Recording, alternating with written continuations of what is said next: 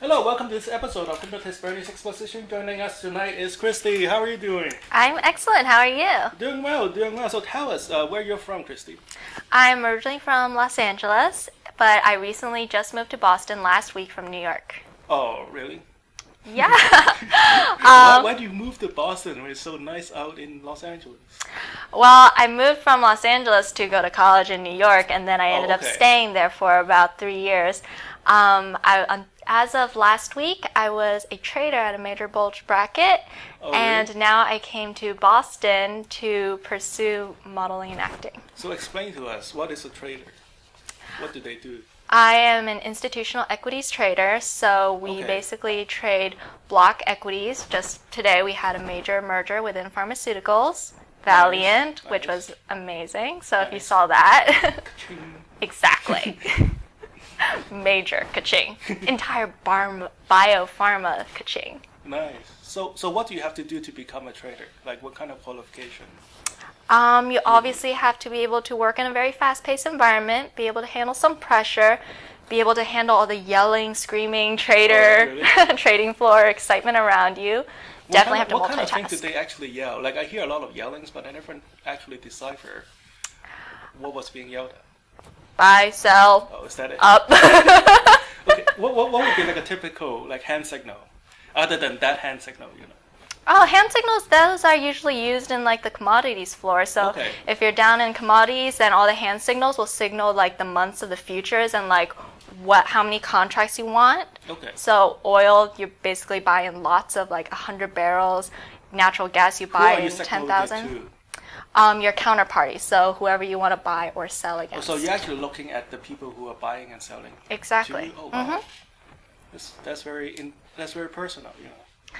Definitely, and that's why there's a lot of yelling, because things get very personal and heated down there too. Oh, really? If you get screwed on a trade, you'll know. Oh. do a lot of physicality happen in the trading floor? It used to happen a lot more often. Computerized trading floor now. We're not talking about the pit here. No, I didn't. I never worked at a pit, but I had many friends who did work down there, and things got very heated and very crowded, especially so humid in New York summers. Yeah, that's right. All those computers running at the same time. It's a lot of computing power. So have you ever gotten into a fight? I had a trader take a whack it with a baseball bat at my computer. Not at me, at my computer. What was the cause of his anger? Let's see. He had recently lost $50 million that day. Oh, really? $50 million in one day on a couple oil trades one summer, and that was a very bad summer for us. So I basically had 6 monitors. At the end of the day, I had 3. Oh.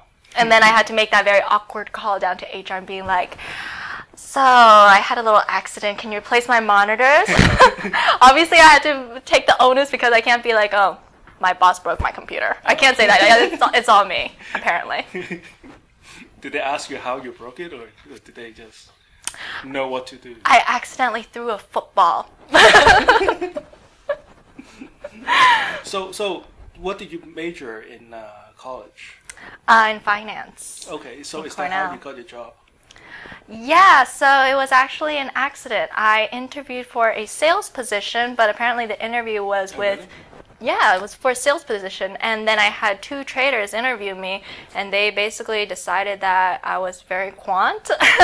They asked me a couple questions. They were like, how many oranges do you think America consumes in a year? Like very stereotypical. What would be the correct answer? Well, the thing is, I didn't even give them an actual number. I was just like, well, there's X amount of people in the U.S., and you would guess that when you go out and buy oranges, you buy like 5 or 6 per family. There's X amount of families in the U.S., multiply that, then you take out a percentage of people who don't like oranges or are allergic to oranges, so say that's a random 8% of Americans. And so basically I just deduced that answer, and it was an answer that they apparently liked. Oh, nice. So it was completely random. Because they were trying to figure out them themselves. Exactly. But you know those... How many? Okay, ask this girl. But you know those barrels of containers of candy back in middle school for a contest that are like, guess how many M&Ms are in this jar? I got every single one of those contests right. Oh, wow. You're good. Well, I just know how many M&Ms I can hold in my hand, and I guess how many handfuls fit in that jar. Oh wow, that's really It smart. works. That's really smart. I guess that's what they were looking for. Is the flexible mind, right? that you can solve a problem without them giving you a lot of tools. You know? Exactly. It's the only contest that I win. I never won any other carnivals, raffles. Oh, yeah. I never win at luck games, apparently. Oh, but that's good. You know. So what would you like to work on tonight with hypnosis? I would definitely like to be able to take more of an initiative in life, Oh, really? professionally. Because I wouldn't have guessed that would be your a problem that you encounter. You're just such an A-type person. I'm a type A person? Yeah. I'm a B positive, sorry. You're a relaxed type A person. Exactly. I'm very Like, relaxed when and to laid chill back. out. Well, I'm very LA, so hence I'm very laid back. I need to be able to go forward and take more of an initiative in things. So outside of my trading mindset, so basically I like to hedge my options and stuff. But I feel like if I hedge everything in life, I won't be able to move forward on like one task and be able to do one thing like extremely well. So what would be an example of how you hedge it? First of all, explain what hedging is for people who never heard of that term. So that would be we like... know it's like gardening.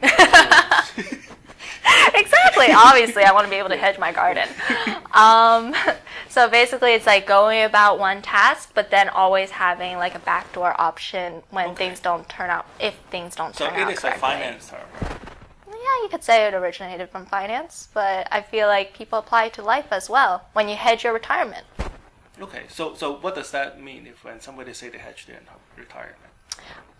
So if things don't turn out right in basically if you put all your money in bonds and bonds go down, you basically have your other savings account, so you basically hedge your retirement options.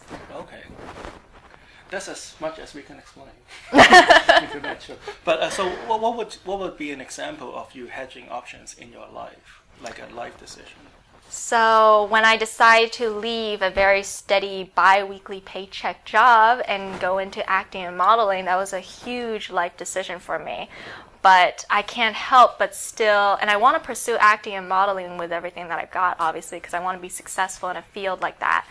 But I can't help but have like a little nagging feeling at the back of my head being like, I don't have a steady paycheck anymore. I need to hedge my options. I need to look for like more part-time gigs, like whether it's in finance and trading or something that I'm comfortable with, something stable. Have you done, we using your word hedging your life options before recently, or like when you were younger?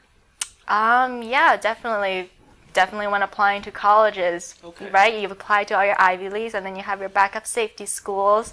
So you never... Did that work out for you? That seems to work out for you, right? Do you have any regrets that you have hedged something? Yes, I hedged my option with Wharton when I applied to UPenn instead. Oh, yeah? I definitely should have applied to Wharton directly, but I decided to hedge my option because you could either apply to Wharton Business School or you could apply to UPenn and then later transfer into Wharton. So I was like, oh, Wharton's so difficult to get in. Let me hedge my options and go for the easier choice and go to UPenn first. I can always transfer later. Right. Didn't work out. Did you end up going to UPenn?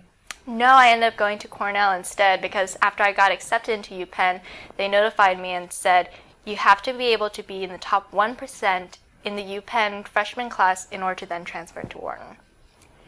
So, that being said... Is that the reason why you did not go to UPenn? Yes, it was, and I chose Cornell instead. Did that tend to work out pretty good for you, right? I'd say so, but I don't know where I'd be if I went to Wharton. So that's always like a little nagging feeling. It's like, what if? What if I didn't hedge that? Wouldn't you be working the same job, though? I might be at Goldman Sachs. God. Who knows? I might have ended up at Goldman. Yeah, but you don't really... Or maybe even buy-side, like AllianceBernstein. Oh, yeah. Yeah. But do you think about that often? I always go back to that. I always think, what if I never hedged that and I went after the college that I actually wanted to go to? Do you think that is more of a burden than the actual choice itself? Like, do you think that you feel bad regretting it more than the actual choice itself? Yes, I... Like looking from the yeah. outside, right? I say you're doing pretty good, you know. A lot of people would like to have gone to Cornell. Definitely. And a lot of people would have liked to become a trader straight out of college, you know. I definitely feel like I've been very lucky, so I can't say that I complain about anything that happened, but I do feel like, yes, regret is a burden, because regret is something that you want to change, but you never have the opportunity to go back in time to change. So it's something that is a waste of time dwelling on, but you can't exactly help but do you think feel back. that it is more a baggage to have a fear of what you're going to regret than the actual hedging itself? Yes, I feel like that's actually the root of why I hedge, is the failure of being wrong.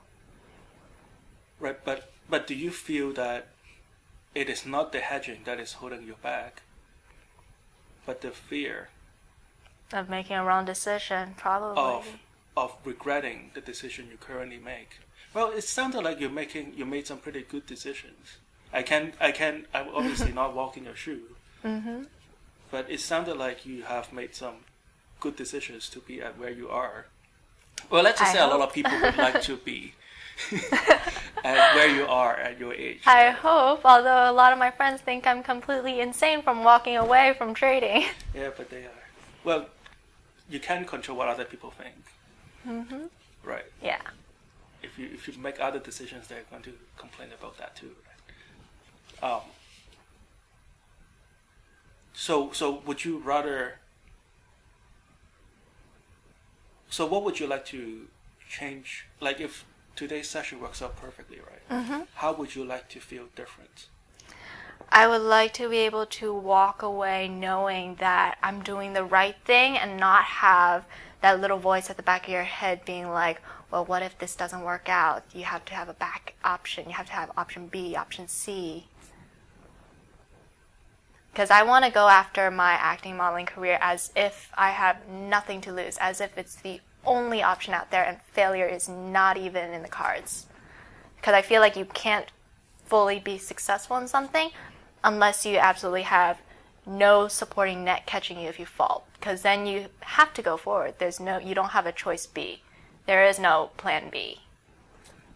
Okay, so how would you? Let's say tomorrow is different from today, and tomorrow is the mindset that you want to be, right? Mm-hmm. How would it be different from how you're feeling right now? I wouldn't be feeling like don't use I wouldn't be. Mm-hmm. Let's say you would be. I would be going into every single casting and audition as if my life depended on it. Okay. How would you act differently? For one, I wouldn't be leaving my monologue studying to the last minute like I am right now. When is that? Tomorrow. Oh, that's why I was studying early. The whole night to do it.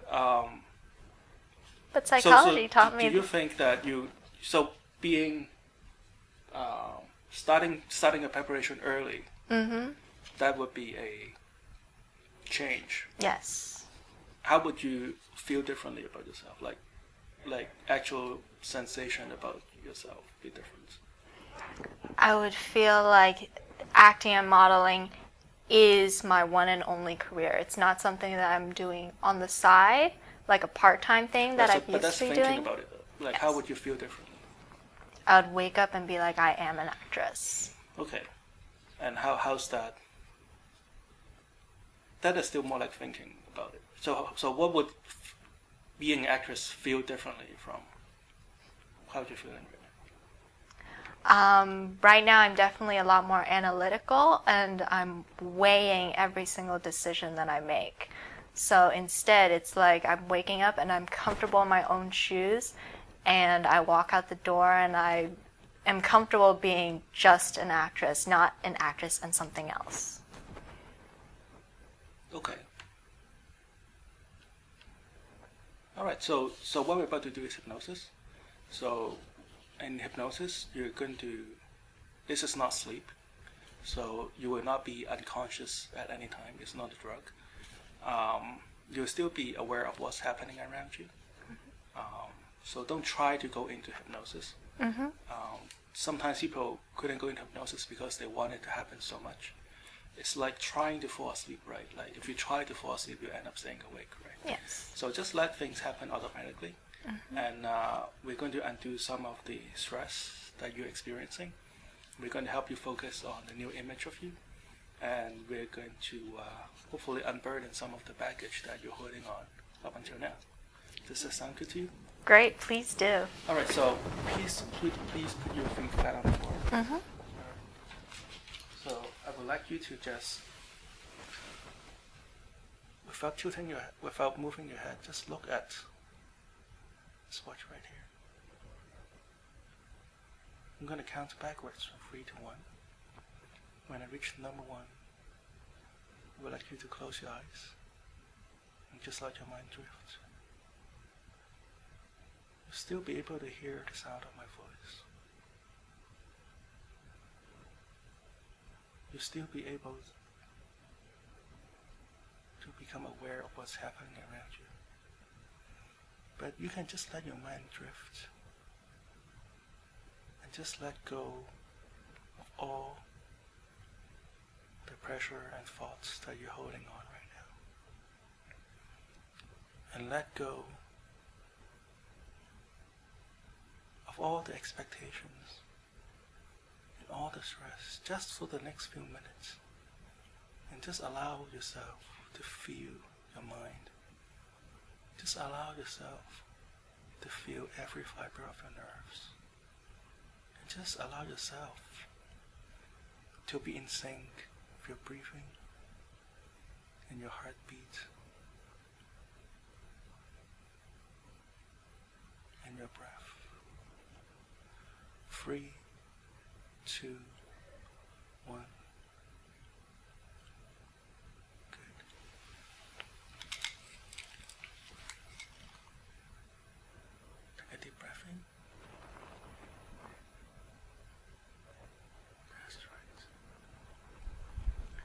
Each breath that you take in from here on out, you find your mind drifting further and further away. It is as if your mind is floating all the way up into the air, floating all the way up into the light. At the same time, you can feel your body starting to sink, feeling heavier and heavier. Feeling as if your arms are made of lead. Feeling as if your shoulders is weighing your body down. As you allow your body to sink deeper and deeper into the back of the chair. All the way down. That's right.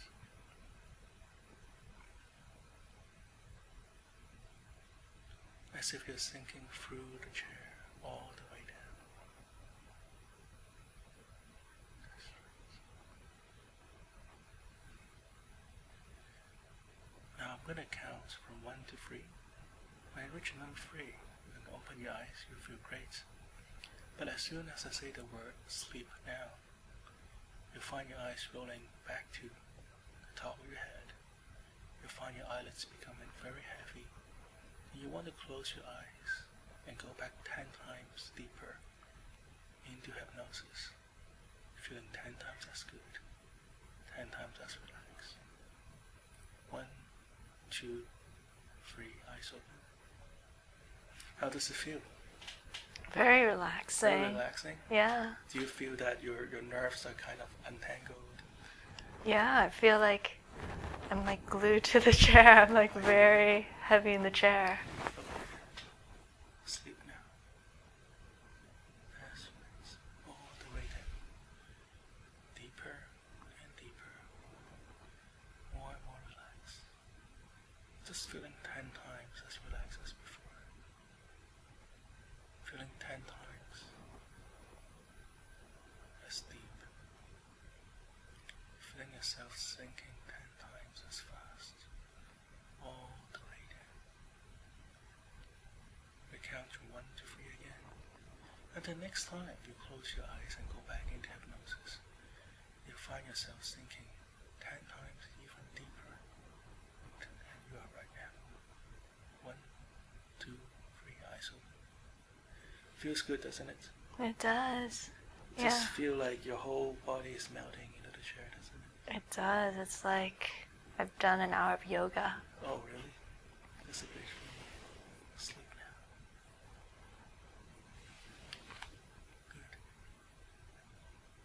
Just allow this feeling to just flow through, on and on and on. Now I want you to imagine a happy place. It could be a place that you've visited before, or it could be a place that you always wanted to go. It could be a real place, or some place that you have imagined. It doesn't matter. I want you to just go into that place right now. And just feel all the delight and joy and wonder.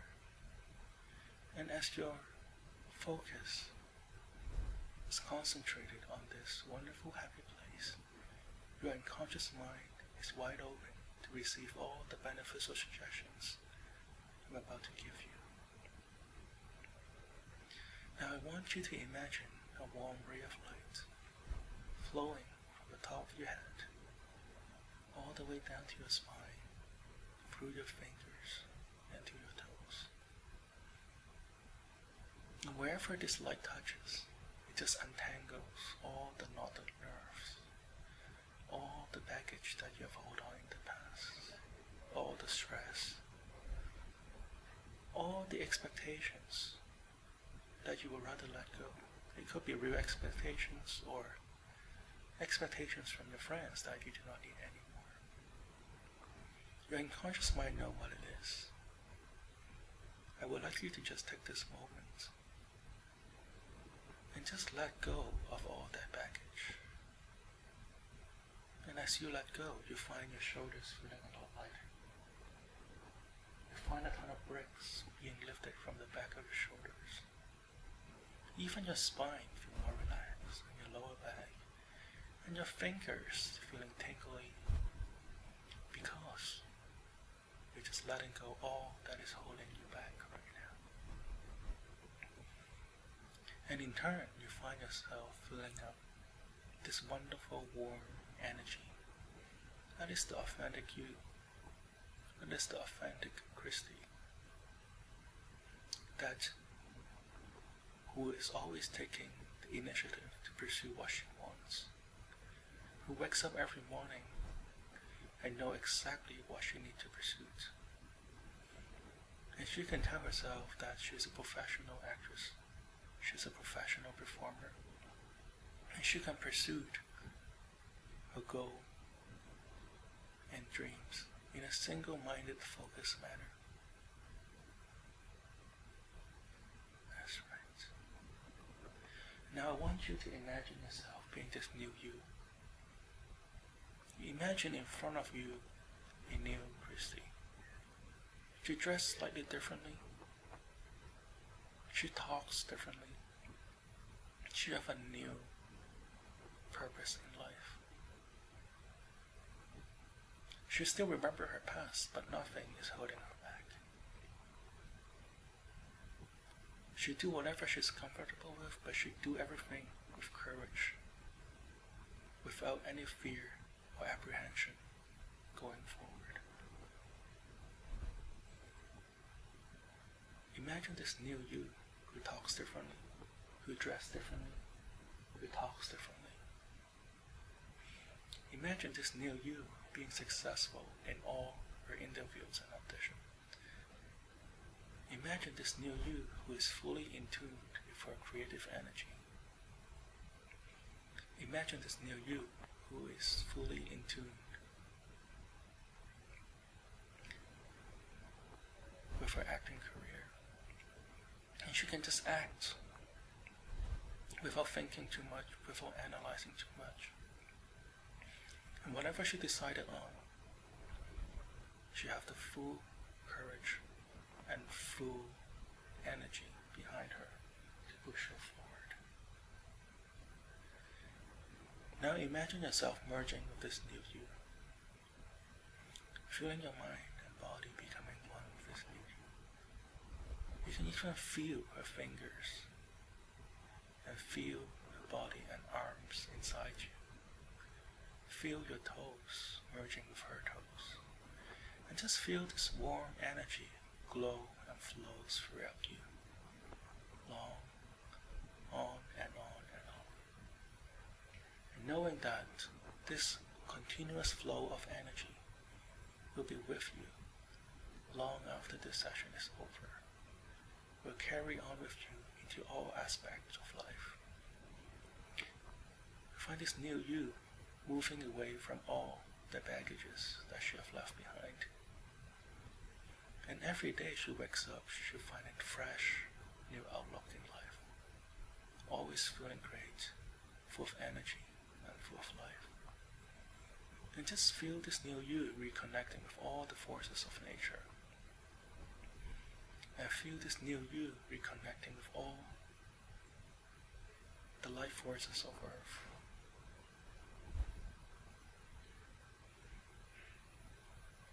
That's right. Now I'm going to count from 1 to 10. When I reach number 10, you come back to this room feeling great. Feeling like you've just left for the last 12 hours, full of life, full of energy, with a big smile on your face. 1, 2, 3, 4, 5, 6, 7, 8, 9. Take a deep breath in. And 10, whenever you're ready. Feels good, doesn't it? It does. Thanks for coming. Thank you. This is Hypnotist for Exposition. Join us next week, CCTV, Channel 9, Cambridge. All right, we're with Christy here after the show. How are you doing? I feel great. I'm actually very, very relaxed and surprising after such a long day, too. Oh, really? So tell us, is this what you have been expecting when we talk about hypnosis? No, When you're coming in? definitely not. I didn't know what hypnosis was because I see like psych shows and then you see like people falling into a trance and then like acting upon commands and things like that. But I had no idea this was like very like spiritually liberating, I'd say. Oh, really? So how does this feel when you are going into hypnosis? When you remember looking at the watch, right? Yeah. So how does that make you feel as that was happening? As that was happening, I was like, I'm just trying to like empty out my mind and like focus on your voice. And essentially like what I felt was that like you do feel your shoulders getting heavier, you do feel like a little tingling in your fingers. I wasn't expecting that at all. So that was actually very cool. And like you do feel like very heavy, like I wouldn't say drowsy, but you do feel like very heavy and relaxed, like sinking into that chair. Wow, that's great. Yep, it's finalised as we speak, so... Thanks. Yeah. Good job, high five. Thank you. Yep. So as you were in hypnosis, right? Do you feel any difference, or how does it feel differently from a wide big person that you are right now? I feel like what you deduced from our earlier conversation, you pretty much hit the nail on the head, and that is we didn't actually hit you on the head. you hit the concept of what I was trying to convey, like on the head. Like you pretty much interpreted like what I wanted to get out of the session like perfectly, and like your words were exactly like what I wanted to hear and what I feel like really connected, and like the message really resonated with me. So do you feel as the hypnosis is progressing, right? Do you feel any sensation that is different from, let's say, how you're experiencing reality right now? Like bodily sensation? The tingling that was there, like in the fingertips, and like especially when you were like the warm light, and then like the part where it's like you're looking at the other Christy who dresses differently and like speaks slightly differently, and how like she's like merging with me like that. That part was like amazingly different. It was very cool. how does the new Christy look different from Christy that's looking at us right now? It's like looking at your reflection. It's like the weirdest feeling where you're looking at your reflection, and it's someone who looks very familiar, but it's not you. I don't know if you ever had that feeling, but it's like when you see yourself and it's like a complete transformation. Like you kind of recognize that person, but you might like speak a little differently. It's like looking at your twin sister. Well, sure. That's great. Thanks. So, hopefully, we can have you back in a few weeks. This is Christy, everybody. Thank you so much for coming. Of course. Thank you for having me.